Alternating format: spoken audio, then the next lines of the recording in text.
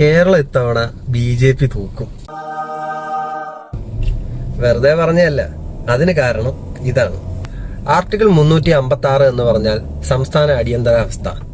ഇപ്പോൾ നമ്മളിപ്പോഴത്തെ സാഹചര്യത്തില് BJP ഒരു 5 സീറ്റ് പിടിക്കുകയും നമ്മുടെ LDFും UDFും ഒരു 67-65 സീറ്റ് പിടിച്ച് കേരളത്തിലൊരു തൂക്ക് മന്ത്രിസഭയും വന്നു കഴിഞ്ഞാൽ ഇവിടെ ചിലപ്പോൾ ഒരു ഗവൺമെന്റ് രൂപീകരിക്കാനുള്ള ഒരു കോൺസ്റ്റിറ്റ്യൂഷണൽ ക്രൈസിസ് ഉണ്ടാവാൻ സാധ്യതയുണ്ട്. ഒരാൾക്കും ഗവൺമെന്റ് ഉണ്ടാക്കാൻ വ്യക്തമായ ഭൂരിപക്ഷം ഇല്ല എങ്കിൽ ഗവർണർക്ക് റിപ്പോർട്ട് കൊടുക്കുകയും ഈ ആർട്ടിക്കിൾ 356 പ്രകാരം നമുക്ക് ഇവിടെ വേണമെങ്കിൽ പ്രസിഡൻഷ്യൽ റൂൾ കൊണ്ടുവരികയും ചെയ്യാം.